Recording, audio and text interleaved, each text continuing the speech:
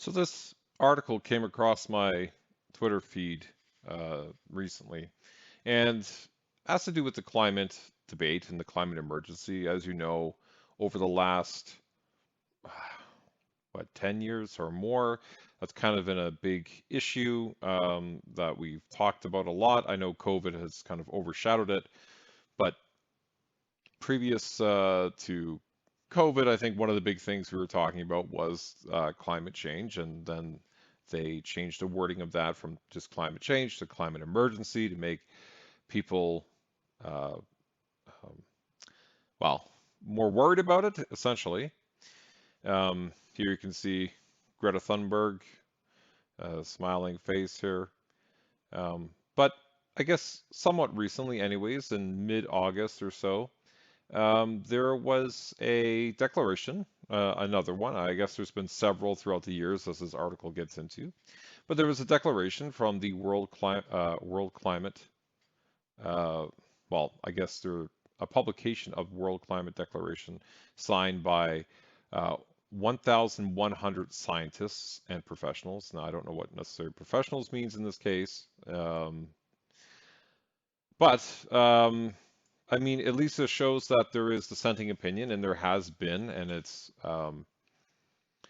they claim in this article that climate, the climate emergency and climate change is not a settled science. So what we've been told in the world today is that human beings are basically 100% responsible or majority responsible for climate change, and that if we can um, stop producing carbon, stop producing greenhouse gases, etc., that uh, the climate will recover and the Earth will kind of stop warming, or at least be slowed a lot, etc.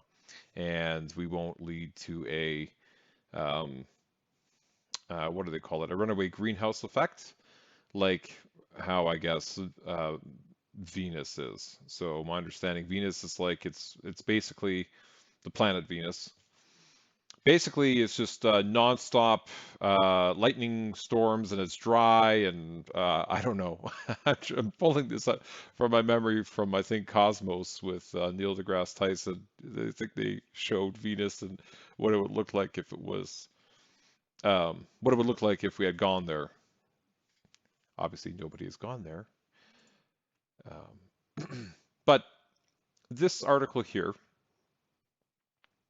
So if we just go through it a little bit.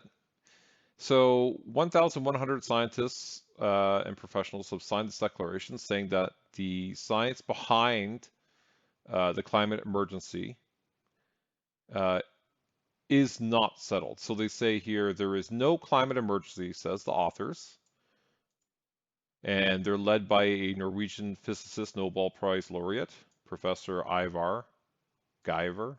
Giver. Um, And they're basically calling out here that climate science is said to have degenerated into a discussion based on beliefs and not on sound, self-critical science.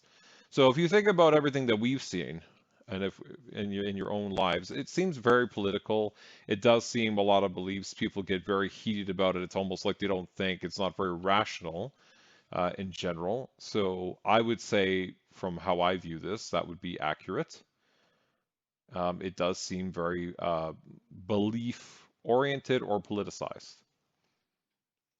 Generally, if you say you don't believe in the climate emergency or climate change, someone would probably label you like a conservative. Um, and then vice versa, if you do, generally they would label you like a liberal. Now, it's not always 100%, but as generalities.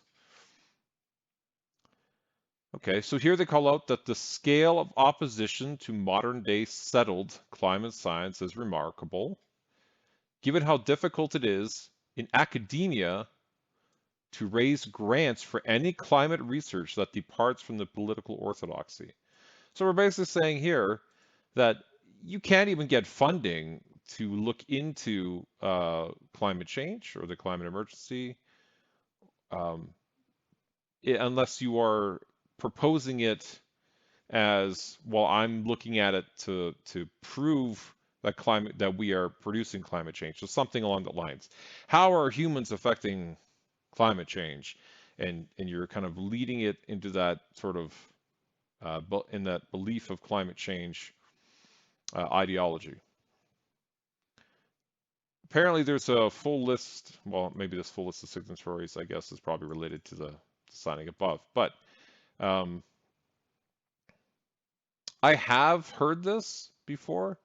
I don't know how true this is, but I mean they are calling out here, and I guess it wouldn't surprise me, depending where the funding is coming from, who it is. I mean, generally, when someone's funding like a study, they have a sort of outcome of what they think in mind. Um, so it wouldn't surprise me if that's actually what's happening.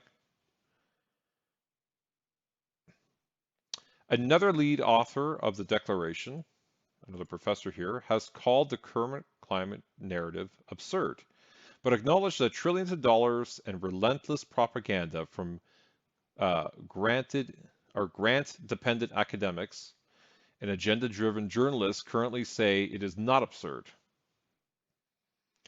So they're basically saying the people who are getting the money. The people who are getting money, you say, "Oh yes, it's climate change. This is the current narrative. We are destroying the earth." They're the ones getting the money, but the people who aren't getting the money are saying, "This doesn't make sense." Wouldn't surprise me either. Money is generally follow the money trail. Particular ire in the WCD. So this is the World Climate Declaration, right, as we called out above, is reserved for the climate models. To believe in the outcome of a climate model is to believe that the modelers is to believe what the modelers have put in. Climate models are now central to today's climate discussion, and scientists see this as a problem. So we should free ourselves from the naive belief in immature climate models. In future, climate research must give significantly more emphasis to empirical science. Okay, well that sounds good. I like empirical science, right? We don't want to pollute our science. We want people to challenge their current beliefs, our scientific um, studies and things that are done so that we can prove it from multiple angles, right? Many people testing the same thing to prove that it's actually accurate. You don't just want a bunch of people always testing in a leading way. We want to test from all different sides, all different ways. Since emerging from the Little Ice Age in around 1950s, the world has warmed significantly less than predicted by the IPCC on the basis of the modeled human influences. I don't know what the IPCC is. Um, Probably something obviously with climate change. The gap between the real world and the modeled world tells us that we are far from understanding climate change. So if we are saying here, like what they're calling out here, and I would have to follow up on what the IPCC is, um, that we are modeling that the human influence in this climate, uh, in these climate models, we're saying human influences should be this much, and now we're down the road, and we're seeing that the human influence or the human effect is much less. Then that would say to me that the models are wrong or need to be adjusted. So obviously they're off. So they're not very accurate. So I wouldn't want to use them as uh, to make policy decisions and that sort of thing on. The declaration is an event of enormous importance, although it will be ignored by the mainstream media. I don't think I heard of it back then, but I wouldn't say I follow the mainstream media that much. But I don't remember hearing about it in August. But it's not the first time distinguished scientists have petitioned for more realism in the climate science. In Italy, the discoverer of nuclear antimatter, I'm not even going to try to say his name. He recently led 48 local science professors in stating that the human responsibility for climate change is unjustifiably exaggerated and catastrophic predictions are not realistic. Well, okay. Why does it always seem like it's physicists, right? If you're dealing with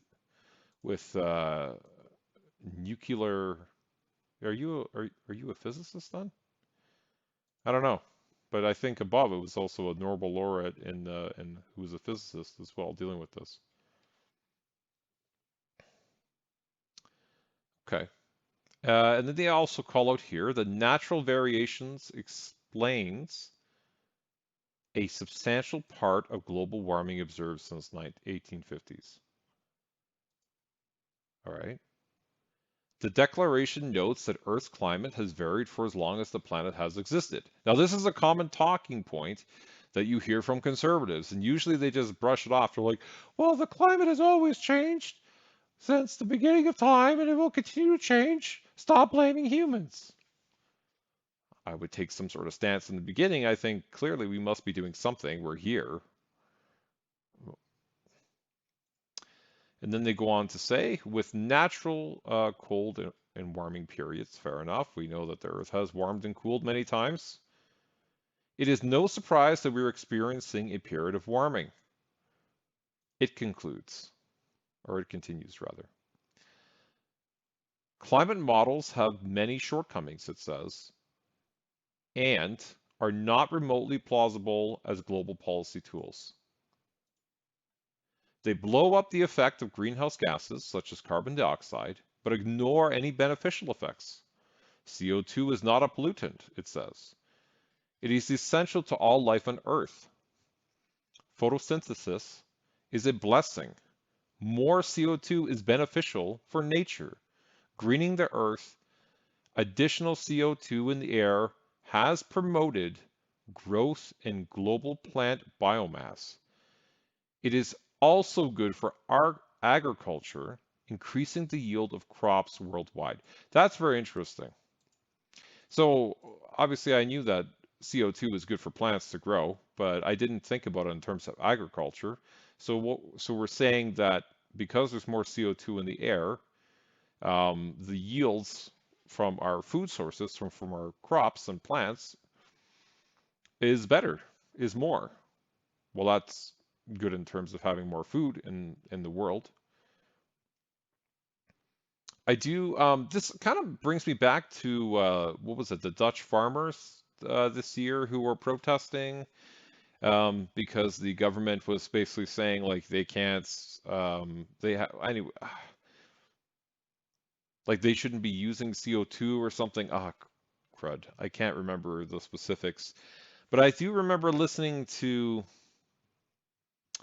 one farmer talk and he was saying that I think he like growing tomatoes or something. I don't know, but he has a greenhouse and he had to put like he would put CO2 into his greenhouses um, to help the plants grow. And apparently doing that is now like a no-no, and I guess they're getting taxed on that.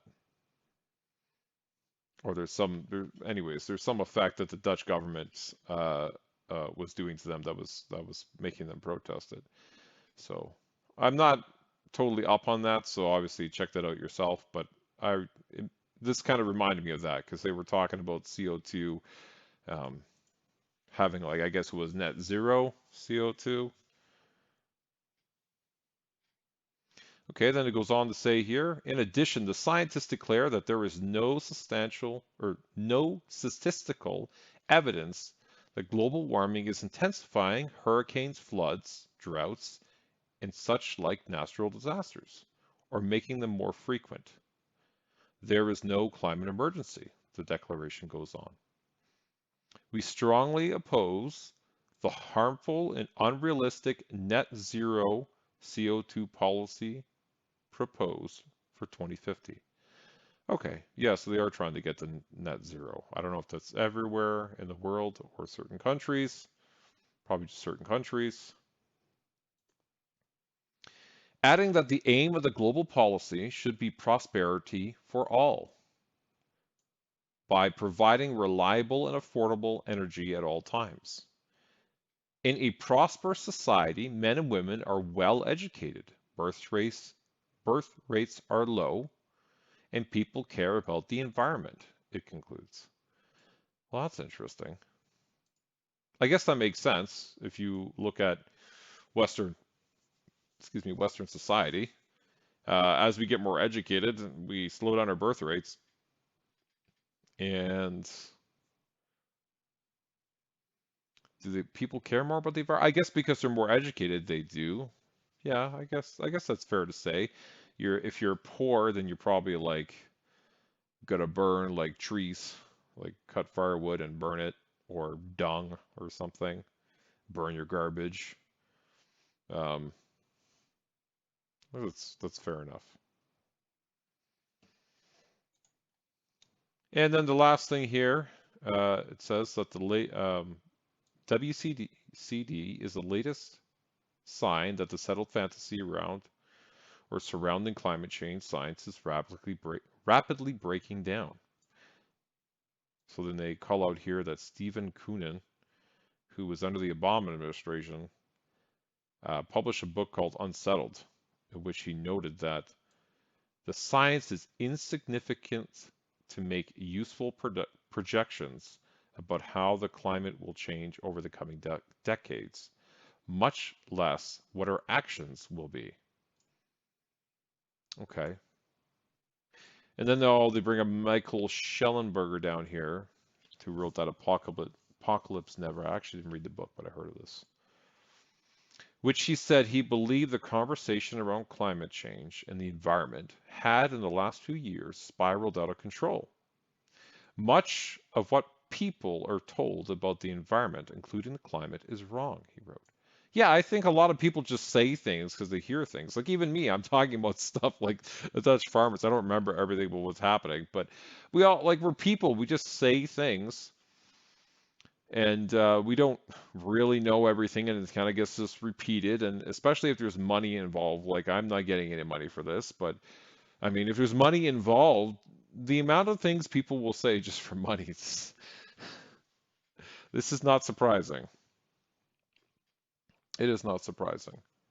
It's like when the what was it the tobacco companies were funding studies in the what was it in the 60s that like smoking wasn't bad for you. Like here are the positive things for like smoking. It's just like ridiculous. And today we know like it's total BS. And the same thing with like sugar. It's like some of these things that we do to ourselves as humans, right? Just to make money.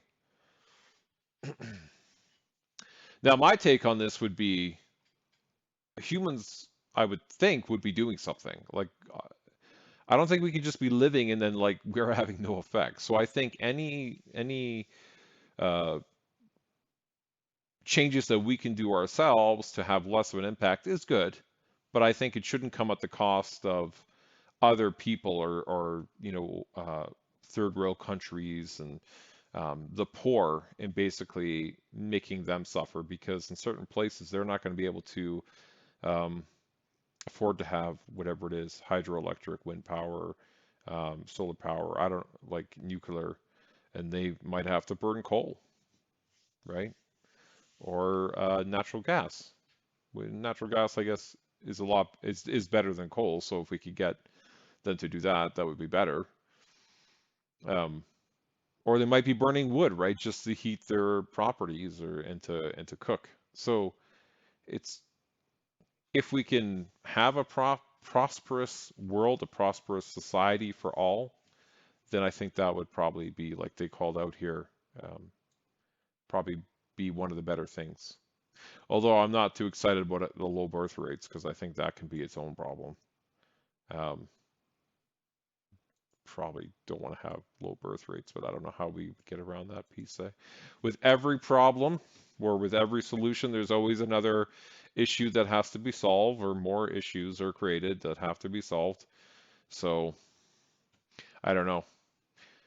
But I think, yeah, I think this young lady here, um, I think we should stop listening to kids. I think I think maybe she brought to light some things where we